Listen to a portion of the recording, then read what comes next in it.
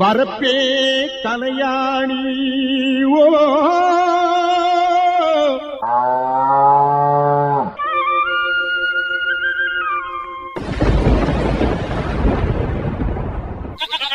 வாய்க்காலே பஞ்சுமெத்தே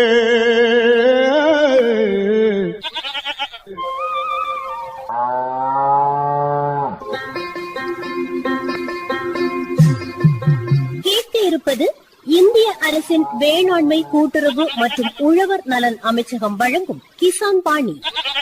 இது உழவர் பெருமக்களுக்கான வேளாண் வானொலி.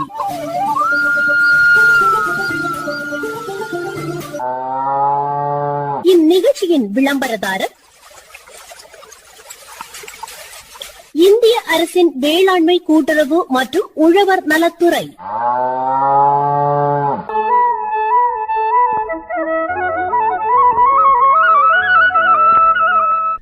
எப்பா என்ன பெரிய கொலை எட்வினு. இவ்வளோ கண்ணு பட்டாலே போதும், அடுத்த கொலை நீ எப்படிதான் வரப்போகுதுன்னு தெரியல. ரொம்ப புலம்பாத. கொலை நல்ல வாளிப்பா அப்படியே திராணிப்பா இருக்கு. காயெல்லாம் எங்க இருந்து எடுத்துட்டு போற நீ? நீ தோட்டமும் போடலையே. இது நம்ம பக்கத்து வீட்டில் உள்ளதான் போட்டிருக்காங்க இல்லையா, அவங்க தோட்டத்திலேருந்து எடுத்துகிட்டு போகிறேன். கிட்டத்தட்ட ஒரு 60 கொலை நின்று நேரத்தையை கொண்டு சந்தையில் கொடுத்தேன். இன்னை பார்த்து ஒரு 100 கொலை வெட்டி வச்சிருக்காரு. இதை கொண்டு இனி சந்தையில் கொண்டு கொடுத்துட்டு போனோம். இருந்தாலும் இந்த காலத்தில் இப்படிப்பட்ட கொலைனா ஆச்சரியம்தான் எட்வின். நீ கண்ணொன்னும் போடாத. ஆனால் அவர் பராமரிப்பு முறை முக்கியத்துவம் கொடுத்தனால தான் இந்த கொலை இவ்வளோ கிலோவும் இவ்வளோ திராணிப்பாக வளர்ந்துருக்கு. நேந்திரம் வாழைப்பழம் அப்படி சொல்லாச்சுன்னா கன்னியாகுமரி மாவட்டத்துக்கு உரித்தான ஒரு வாழைப்பழம். அழகா பயிர் செஞ்சிருக்காரு. இவர்கிட்ட கொஞ்சம் விஷயங்கள் கேட்கலாமே. அது யாரு? எங்க உள்ள விவசாயி? கண்டிப்பாக கேட்கலாம் கண்ணம்மா. இன்னைக்கு இரவு 7:30 நம்முடைய கிசான் வாணி நிகழ்ச்சியில் நேந்திரன் வாழை சாகுபடியும் பராமரிப்பு முறையும் குறித்து முதப்பங்கோடு டி எட்வின் ராஜா அவங்க பேசுறத கேளு கண்ணம்மா. பாத்தியா எட்வின், நம்ம குமரி பண்பலையில எத்தனை விஷயங்களை கேட்கலாம். ஐயா வணக்கம். வணக்கம் ஐயா, நீங்கள் விவசாயத்தை பொறுத்தவரை பார்க்கும்போது உங்களுக்கு எத்தனை வருடத்தை அனுபவம் இருக்குன்னு சொல்லலாம்? நான் இப்போ ஒரு 10 வருஷமாக விவசாயம் பண்ணிகிட்ருக்கேன். கிட்டத்தட்ட ஒரு 10 ஆண்டுகள் விவசாயம் பண்ணிகிட்டு இருக்கீங்க. ஆமாம். உங்களுக்கு எத்தனை வயது ஆகுது? எனக்கு இப்போ 40 ஆகுது. எதிர படிச்சிருக்கீங்க? நான் டிகிரி முடிச்சிருக்கேன். முன்னாடி தேனி பெட்டி வச்சுருந்தேன், இப்போவும் தேனி பெட்டி வச்சுருக்கிறேன். அதுக்கு கூட வாழையும் விவசாயம் பண்ணிகிட்ருக்கேன். தேன் பெட்டியும் வச்சுருக்கீங்க, அதுபோல் வாழையும் வச்சுருக்கீங்க. ஆமாம். தேன் பெட்டியை பொறுத்தவரை பார்க்கும்போது எத்தனை கூடு வச்சுருக்கீங்க? தேனி பெட்டியில் நான் 300 கூடு வச்சுருக்கேன். இப்போ 300 கூடு வச்சுருக்கீங்க. அதே இது பார்க்கும்போது வாழையை பொறுத்தவரை பார்க்கும்போது எந்த மாதிரி வாழைகள் வச்சுருக்கீங்க? வாழை நேந்திரம் வச்சுருக்கேன், செவ்வாழை வச்சுருக்கேன், ரசதகள்ளி வச்சுருக்கேன். 3 ரகங்கள் வச்சுருக்கீங்க. இப்போ நேந்திரனை பொறுத்தவரை பார்க்கும்போது எவ்வளோ சாகுபடி செய்கிறீங்க? அதேபோல் இந்த ரசகதளி அதேபோல் செவ்வாழையை பொறுத்தவரை பார்க்கும்போது எவ்வளோ சாகுபடி செய்கிறீங்க? நேந்திரம் 700 கன்று வாழை வச்சுருக்கேன். செந்துளம் 200 வச்சுருக்கேன். ரசதகள்ளி 100 தான் வச்சுருக்கேன். இது உங்கள் சொந்த நிலத்தில் பயிர் பண்ணுறீங்களா இல்லை குத்தகை எடுத்து அந்த மாதிரி? குத்தகை தான். குத்தகை தான் வச்சுருக்கீங்க. ஆமாம். அது உங்கள் பகுதியிலே இருக்கா இல்லை வெவ்வேறு இடத்துல இருக்கா? குளுத்துறையில் இருக்குது. குளுத்துறை, மேல்புறம், இந்த சிட்டு வட்டாரத்தில் வச்சுருக்கேன். அது குத்தகை எடுத்தால் குத்தகை. ஆமாம். இப்போ குத்தகை நிலம்னு பார்க்கும்போது இப்போ 3 ரகங்கள் சாகுபடி செய்கிறீங்க. அது எவ்வளோ சென்டில் சாகுபடி செய்கிறீங்க? இப்போ கலப்பில் தான் வச்சுருக்கேன். இப்போ வேலியோர சைடில் தான் நான் ரசகள்ளி வச்சுருக்கேன். கொஞ்சம் இதாக இருக்க இடங்களில் இந்த செந்துளம் வச்சுருக்கேன். மற்றபடி உள்ள இடங்கள்ல எல்லாம் நேந்திரம் வாழை வச்சுருக்கேன். அதை இடத்தை பொறுத்து நீங்கள் இடத்தை பொறுத்து வச்சுருக்கேன். அதாவது வயல் எல்லாம் பார்த்தாச்சுன்னா சோப்பு வாழையும் ரசகள்ளியும் வச்சுருக்கேன். கரையோரம் வச்சுருக்க எல்லாம் ஏத்த வாழை அதுதான் வச்சுருக்கேன். வயல் பகுதின்னு பார்க்கும்போது நீங்கள் ரசகதளியும் செவ்வாழையும் வச்சுருக்கேன். இது கரை பகுதியை பொறுத்தவரை பார்க்கும்போது அதில் நேந்திரன் வாழை சாகுபடி நேந்திரம் வச்சுருக்கேன். இது ஆரம்பத்துலன்னு பார்க்கும்போது நீங்கள் அந்த குத்தகைக்கு எடுக்கன்னு பார்க்கும்போது அது எவ்வளோ ரூபா கொடுக்குறீங்க? இது கரையிலன்னா ஏக்கருக்கு 20,000 ரூபா வரைக்கும் கொடுக்கலாம். ஒரு ஏக்கருக்கு கொடுத்து பண்ணலாம். ஒரு வருஷத்துக்கு ஒரு 3 வருஷம் வரைக்கும் வைக்கலாம். ஏன்னா ரப்பர் வச்சுருப்பாங்க, அதுக்கு ஊடு பயிராக தான் இதை நம்ம வச்சுட்டு இருக்கோம். ஒரு 3 வருஷம் வரைக்கும் வைக்கலாம். ஃபஸ்ட்டு வருஷம் நேந்திரம் வாழை வைக்கலாம். அதுக்கு அடுத்த வருஷம் ரப்பர் கொஞ்சம் வளர்ந்துடும். அப்போ ரசகள்ளி தான் வைக்க முடியும். சோப்பு வாழையும் வைக்கலாம். அப்போ நீங்கள் அந்த கரை பகுதியை பொறுத்தல பார்க்கும்போது நீங்கள் ரப்பர் கடையில் ஊடு பயிராட்டு தான் வாழை சாகுபடி செய்வீங்க. அது குத்தகைக்கு எடுத்து தான் பண்ணுறோம். அது கிட்டத்தட்ட ஒரு ஏக்கருக்குன்னு பார்க்கும்போது 20,000 ரூபா கொடுக்க தேவை. 20,000 ரூபா கொடுப்போம். சரி, அந்த நிலத்தை நீங்கள் எப்படி பண்படுத்துகிறோன்னா இப்போ ஒரு சிலவங்க சொல்லுவாங்க, நீங்கள் ரப்பர் நீங்கள் வச்சு தாங்கன்னு சொன்னால் அவங்களுக்கு என்ன பண்ணோம், அந்த 20,000 ரூபா கொடுக்க மாட்டோம். அந்த குத்தகைக்குள்ள அந்த காசை கொடுக்க மாட்டோம். அவங்க கொஞ்சம் ஏதாவது காசு தருவாங்க. நிலத்தை இயந்திரம் வச்சு லெவல் பண்ணுவோம்.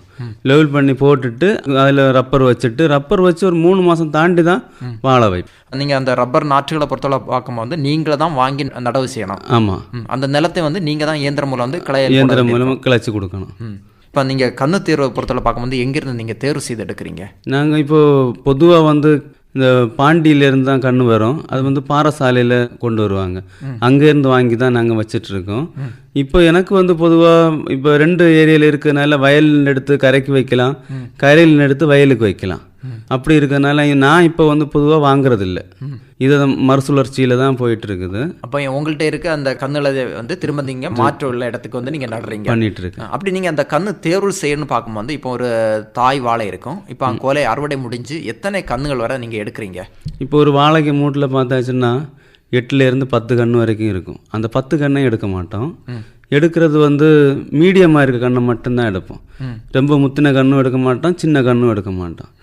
முத்தின கன்று நம்ம நட்டு ஒரு 5 மாதத்துக்குள்ளே கொலை வந்துடும். அது நமக்கு ரொம்ப பலனாக இருக்காது.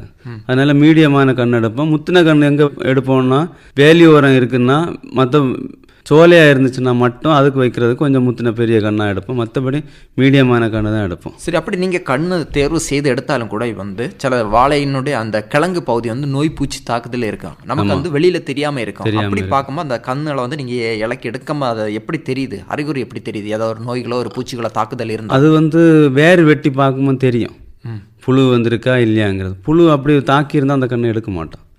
நல்ல கன்று தான் யூஸ் பண்ணுவோம். ஏன்னா அப்போ நம்ம சரி இல்லை நம்ம யூஸ் பண்ணால் கூட அப்புறமா அது வந்து வாழைப்பட்டு போயிடும், நோய் தாக்கத்தில் பட்டு போயிடும். அதனால் அந்த கண்ணை நம்ம யூஸ் பண்ண மாட்டோம். சரி, அந்த கண்ணு எடுக்கிறன்னு பார்க்கும்போது அது எப்படி அந்த மண்ணில் இருக்க கண்ணை வந்து நீங்கள் எப்படி இலக்கி எடுக்கிறீங்க? மண் வெட்டி வச்சு எடுப்போம். இல்லைன்னா வேற கம்பி பாறை இருக்கும், அது வச்சு நீட்டாக இலக்கி எடுத்துடும். அதில் வந்து தேவையான கண்ணுகளை மட்டும் எடுத்துடும். அது வந்து நீங்கள் அந்த கண்ணில் வந்து நீங்கள் கட் பண்ணுறதா இல்லை அப்படியே கொண்டு போய் நிலத்தில் நடுறது? கட் பண்ணி தான் வைப்போம். அந்த வேர்கள் எல்லாம் வந்து வெட்டி எடுத்துட்டு ஒரு 1/2 அடி ஹைட்டில் தடையை கட் பண்ணி நட்டுருவோம். இப்போ குளியலை பொறுத்தவரை பார்க்கும்போது நீங்கள் எப்படி எடுக்கிறீங்க? பழைய காலங்களில் எல்லாம் என்ன பண்ணுவாங்கன்னா குழி எடுப்பாங்க, தனியாக தோண்டி நடுவாங்க. இப்போ நாங்கள் எல்லாம் என்ன பண்ணுறோன்னா முதல்ல வந்து நட்டு வச்சுட்டு ஆழமாக தோண்டி நடுவோம். ஒரு 1.5 அடி ஆழத்துக்கு அதை தோண்டி உள்ளே வச்சுட்டு அதுக்கப்புறமா அது 2 இலை வரும். வந்ததுக்கப்புறம் தான் ஒரு 2 அடி அகலம் வீதிக்கு தோண்டி எடுத்து உரம் போடுறது. ஆரம்பத்தில் பார்க்கும்போது இயந்திரம் மூலம் கிளச்சிருப்பாங்க, அதில் வந்து நீங்கள் தோண்டி நீங்கள் அந்த குழியில் வந்து நீங்கள் நடுறீங்க. ஆமாம், அப்போ தான் அது வந்து நல்ல வளரும், ஆரோக்கியமாக வளரும். இல்லைன்னா வெயில் அடி வேகமாக அதுக்கு கொள்ளும். சரி, இடைவெளியை பொறுத்தவரை பார்க்கும்போது எப்படி இடைவெளி கொடுக்குறீங்க? நேந்திரம் வாழைக்கு வந்து 7 அடி, ஒவ்வொரு வாழைக்கும் 7 அடி தூரம் இருக்கணும்.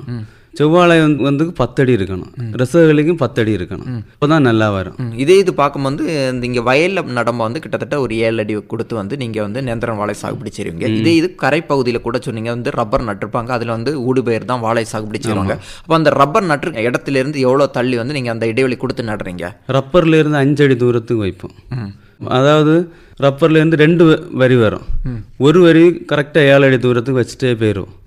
ஒரு வரி வந்து ரப்பர் நிற்க பக்கம் 5 அடி தூரத்துக்கு வச்சுட்டு போவோம். அப்போ அதில் வந்து கொஞ்சம் குறைவாக தான் வரும் இருக்கும். ஆமாம். இது நட்டையிலேருந்து அது பலன் எடுக்குன்னு பார்க்கும்போது நேந்திரனை பொறுத்தவரை பார்க்கும்போது எத்தனை மாதத்தை பயிர்? நேந்திரம் வாழை வந்து 10 மாதம், மேக்ஸிமம் 10 மாதம் தான். 5.5 மாதம் 6 மாதத்துலேயே வந்து குலைக்க ஆரம்பிக்கும்.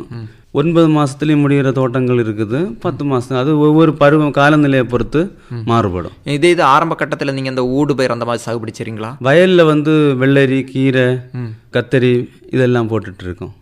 கரையோரம் ரொம்ப கஷ்டம், தண்ணி வசதி கம்மியாக இருக்கும், அதனால கரையில் பண்ண மாட்டோம். அப்போ வயல் பகுதியிலேருந்து பார்க்கும்போது இந்த ஊடு பயிராட்டு வந்து வெள்ளரி, கத்திரி, வழுதனை இந்த மாதிரி போடுறீங்க. ஆமாம். இது வந்து எத்தனை மாதத்தில் நீங்கள் அறுவடை பண்ணி எடுக்கிறீங்க? வாழை நட்டு ஒரு 15 நாளில் இதை வச்சுருவோம். வெள்ளரி அந்த வள்ளி படுற தொடங்கிறதுக்கு முன்னாடி வாழைக்கு ஒரு உரம் போட்டுட்டு விடுவோம். அடுத்து 1 மாதம், ஒரு 1.25 மாதம் வரைக்கும் அந்த பிணம் மொத்தம் வந்து வள்ளி ஆயிரும். அப்போ அதனால் அதுக்கு உரம் போட முடியாது. இந்த வள்ளி காஞ்ச உடனே இதெல்லாம் கட் பண்ணிட்டு வாழைக்கு எடுத்து உரம் வைப்போம். ஒரு 1.5-2 மாதம். அப்போ கிட்டத்தட்ட ஒரு 1.5 இல்லைன்னா 2 மாதம் கழிஞ்சு தான் வந்து நீங்கள் அடுத்த உரம் கொடுக்க முடியும். அப்போ அதிலே இந்த வெள்ளரி நடம்போ அதில் ஒரு போதிய லாபம் கிடைக்கும். சரி, அந்த வெள்ளரி முடிஞ்சன்னு பார்க்கும்போது அதில் கிடைக்க அந்த வள்ளி இலை தலைகளை வந்து நீங்கள் வாழைக்கு சுற்றி அது உரமாக வைப்போம். இப்போ நட்டிலேருந்து எத்தனை உரங்கள் கொடுக்குறீங்க? நேந்திரம் வாழைக்கு 6 உரம். 2வது உரமும் 4வது உரம் சாணி உரம் கண்டிப்பாக வச்சு தான் ஆகணும். அப்போ தான் கடைசியில் கொலை நல்லா வரும். அப்படி 6 உரம் கொடுப்போம். 6 உரம் கொடுக்குறீங்க. இப்போ முதல் உரம் வந்து நீங்கள் நட்டையிலேருந்து ஒரு 15 நாளுக்கு பிறகு கொடுக்குறீங்க. 15 அடுத்த உரங்கள் வந்து என்னென்ன நாட்களில் வந்து அதை கொடுக்குறீங்க? அதாவது 22லேருந்து 30 நாளுக்குள்ள உரம் கொடுத்தாகணும். ஒவ்வொரு உரமும் அது வயலுக்கு அப்படி கொடுத்து தான் ஆகணும். கரையை பொறுத்த வரைக்கும் என்னென்னா நமக்கு தோட்டங்களில் எப்பவும் மழை இருக்காது. மழை இருக்கும்போ அது கணக்கு நம்ம நிறைய உரம் வைக்கணும். அப்போதான் அது வேகமாக வளரும். மற்றபடி வெயில் டைமில் நம்ம உரம் வச்சாலும் அது எடுபடாது, நமக்கு சும்மா உரம் பிரயோஜனம் இல்லாமல் இருக்கும். அது மழை வரும்போது தான் அது பிரயோஜனப்படும். அதனால அதான் அந்த மழை வரும் பார்த்து தான் அந்த வாழையும் நடணும் நம்ம அந்த கரை பகுதியில். இப்போ வயல் பகுதியில் கூட நீங்கள் சொன்னீங்க வந்து 2 இல்லைன்னா 4வது உரத்தில் வந்து நீங்கள் சாணி கொடுக்குறீங்கன்னு சொன்னீங்க. அப்போ அந்த சாணியை பொறுத்தவரை பார்க்கும்போது நீங்கள் எங்கேருந்து வாங்குறீங்க? இந்த மாடுகள் இருக்க பக்கத்து வீடுகளில் இருந்து தான் வாங்குவோம். அதுதான் நல்ல சாணி உரமாக இருக்குது. மற்றபடி பண்ணையில எல்லாம் வாங்க மாட்டோம். அவங்க வேற வெறும் தீவனம் மட்டும் கொடுப்பாங்க. அது நமக்கு ஒத்து வராது. வீடுகள்லன்னா புல் தான் கொடுப்பாங்க. புல்லுகள் கொடுக்கறதுனால நமக்கு சாணியில் வந்து புல் அம்சம் இருக்கும். அது வாழைக்கு நல்ல ஆரோக்கியமாக சக்தாக இருக்கும். சரி, அந்த மாதிரி உரங்களை பொறுத்தல பார்க்கும்போது நீங்கள் மொத்தமாக மதிச்சு வாங்கிடுவீங்க. ஆமாம். அது வந்து எப்படி கொடுக்குறீங்க அந்த ஈரத்தன்மை? இப்போ நம்ம குமரி மாவட்டத்தை பொறுத்தல பார்க்கும்போது அந்த சாணியினோட ஈரப்பதம் வந்து அதிகமாக இருக்கும். அப்போ அந்த ஈரத்தோடு கொடுக்குறீங்களா இல்லை வந்து காய்ந்த பிறகு நீங்கள் கொடுக்குறீங்க? வயலில் கொஞ்சம் காய்ஞ்சு தான் வைப்போம். அதே இது கரையில் வைக்கிற இதுக்குன்னா கொஞ்சம் ஈரமாக தான் வைப்போம். ஈரமாக வச்சா தான் அந்த ஈரத்தன்மை அடியில் இருக்கும். மழை பெஞ்சிட்டுனா காஞ்சி போகாமல் இருக்கும். இப்போ உரம் கொடுக்குற விதம் கூட சொல்லுங்கள். இப்போ ஒரு வாழையை மூட தள்ளி எவ்வளோ அடி தள்ளி நம்ம அந்த சுற்றில் அந்த உரங்கள் கொடுக்கணும்? அதாவது குண்டு வந்து ஒரு 2 அடி 1.5லேருந்து 2 அடி அகலமாக தான் இருக்கும். ஒரு மூட்டிலேருந்து ஒரு இன்ச்சு தாண்டி தான் உரம் போட்டு வைப்போம். ரொம்ப மூட்டில் சேர்க்க மாட்டோம். அந்த மண்ணை வந்து ஆரம்பத்துலேருந்து ஃபஸ்ட்டு இருக்க மண்ணை வந்து நீங்கள் எடுத்து முதல்ல அதாவது மூடு 15வது நாள் நம்ம மூடு தோண்டுவோம்ல, அப்போவுமே அதுக்கு தேவையான அகலத்துக்கு எடுத்துடுவோம். மண்ணை எடுத்து தான் பண்ணுவோம். ஆரம்பத்திலே எடுத்துட்டு தான் உரம் வைப்போம். உரம் வைக்கிறதும் அதுக்கு ஒரு கண்ணாடி மண்டைன்னு ஒரு லெவல் இருக்குது. அந்த லெவலுக்கு மேலே மண்ணும் போட மாட்டோம். அந்த மூட்டில் அதுதான் அந்த அளவுக்கு இருந்தால் மண் போடணும். அதில் தெரியும் உங்களுக்கு அந்த ஆமாம் தெரியும். அதுக்கு மேலே மண் போட்டால் வாழை வளராது. அது அளவுக்கு மண் போட்டு வளர்த்துனா நீட்டாக வளரும். அப்படி தான் வளர்க்கும். இப்போ உரம் கொடுத்த பிறகு வந்து நீங்கள் எத்தனை நாள் பிறகு அந்த தண்ணி கொடுக்குறீங்க? 3ஆவது நாள் தண்ணி ஊற்றும். 3ஆவது நாள். அதே இது ஈரத்தன்மை இருந்தேன்னு பார்க்கும்போ இருந்தால் பிரச்சனை இல்லை. இருந்தாலும் முதல் ஒரு 2 நாள் தண்ணி ஊற்றி தான் ஆகணும். அப்போ தான் அந்த உரம் அந்த வேருக்கெல்லாம் பிடிச்சி வேறு ஓடும். இது வந்து வயல் பகுதியில். இப்போ கரை பகுதியை பொறுத்தவரை பார்க்கும்போ கரைப்பகுதியிலன்னா 1.5 நாளுக்கு ஒருக்கா தண்ணி ஊற்றணும். ஒரு சிலர் தண்ணியே ஊற்றாமலும் இருக்காங்க. நாங்கள் தண்ணி ஊற்றி தான் வளர்க்குறோம். தண்ணி ஊற்றி ஒரு வாரத்துக்கு ஒரு 3 நாள் தண்ணி ஊற்றி தான் வளர்த்துட்ருக்கோம். இது குலைக்க பருவம்னு பார்க்கும்போது எத்தனை மாதத்துலேருந்து அது குலைக்க ஆரம்பிக்கும்? 5.5லேருந்து 6 மாதத்தில் குலைக்க ஆரம்பிக்கும். அது வந்து அந்த கண்ணுனுடைய தரத்தை பொறுத்து. கொஞ்சம் முத்தின கண்ணாக இருந்தால் 5 மாதத்துலேயும் குலை வந்துடும். கொஞ்சம் நம்ம மீடியமாக கண்ணு வைக்கும்போது 6 மாதத்தில் குலை வந்துடும். 10 மாதத்துக்குள்ளே வந்து வெட்டி முடிஞ்சிடும். அந்த வயல் தோட்டமே மொத்தம் காலியாயிரும். இது ஒரு 5.5 மாதத்துலேருந்து குலைக்க ஆரம்பிக்கும். அதில் சுற்றிலும் இப்போ பார்க்கும்போது பக்க கந்துகள் வரும். அதை வந்து நீங்கள் விட்டுருப்பீங்களா இல்லை அப்புறப்படுத்துறதானா? கரையில் பொறுத்த வரைக்கும் நம்ம கொஞ்சம் கண்ணு மேலே வருதுன்னா விட்டுருக்க மாட்டோம். அடுத்து நம்ம உரம் வைக்கும்போது மேலே போயிடும். நமக்கு அது பிரயோஜனம் இருக்காது. வெயில் அடிபட்டு ரொம்ப காஞ்சி போயிடும்.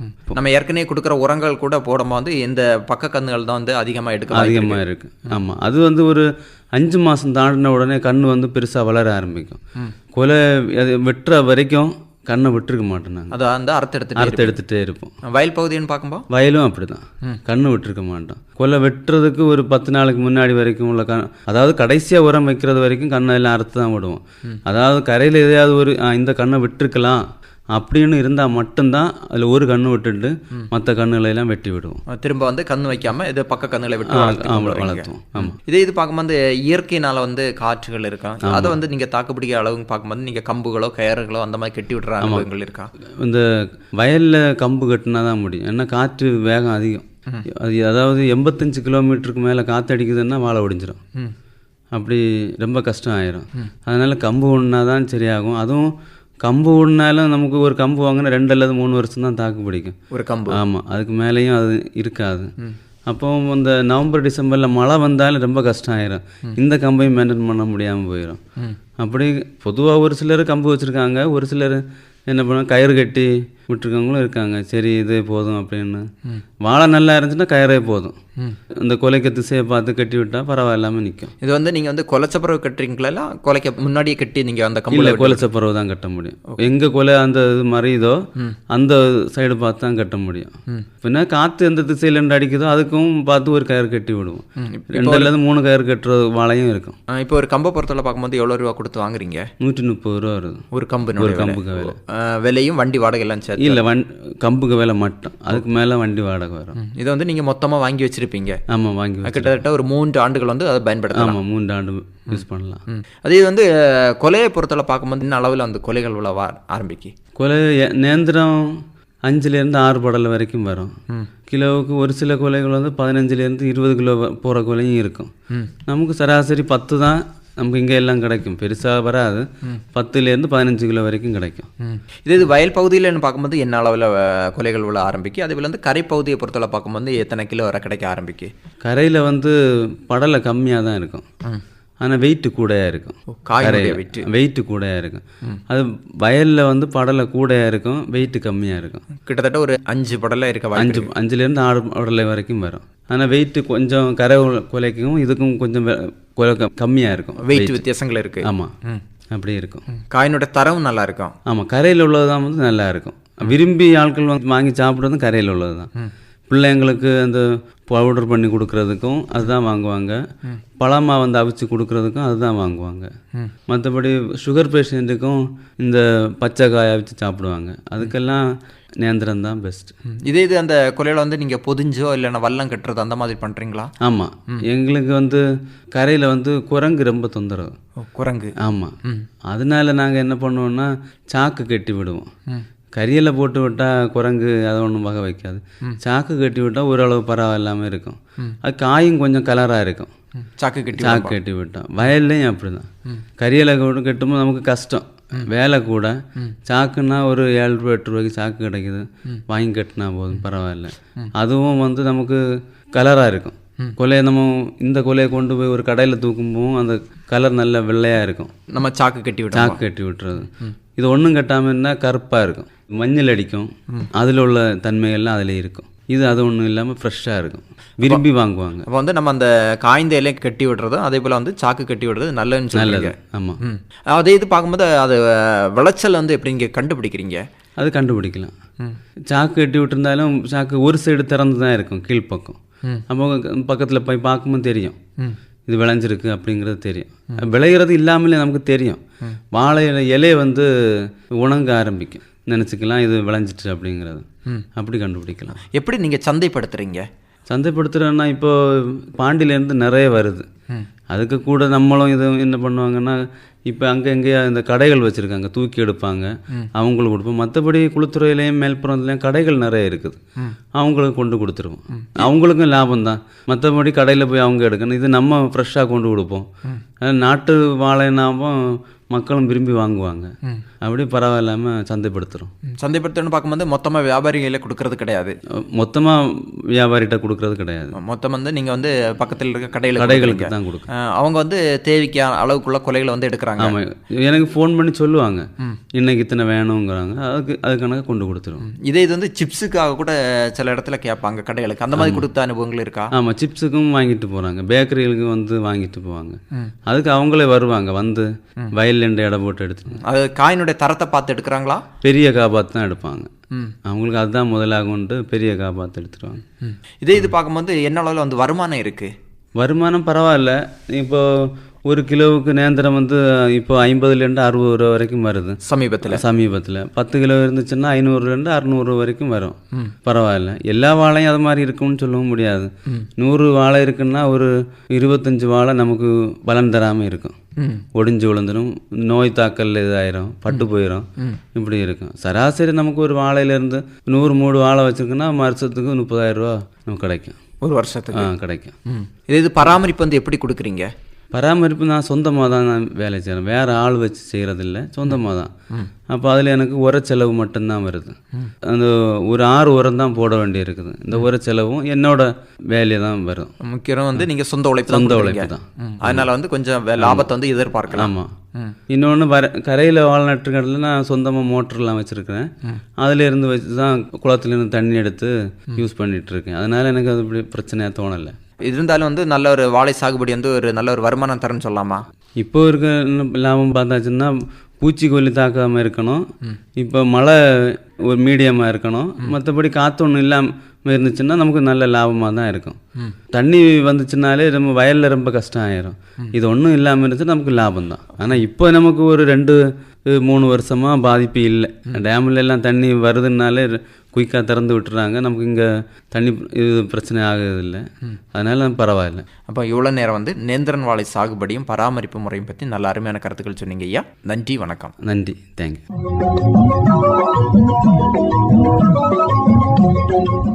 இதுவரை நேந்திரன் வாழை சாகுபடியும் பராமரிப்பு முறைகளும் நேர்முகம் கேட்டீர்கள். பங்கு பெற்றவர் முதப்பன்கோடு டி. எட்வின் ராஜ் அவர்கள். உடன் உரையாடியவர் டி. எட்வின் ஜெயராஜ். இதுவரை கேட்டது இந்திய அரசின் வேளாண்மை கூட்டுறவு மற்றும் உழவர் நலன் அமைச்சகம் வழங்கிய கிசான் பாணி. இது உழவர் பெருமக்களுக்கான வேளாண் வானொலி.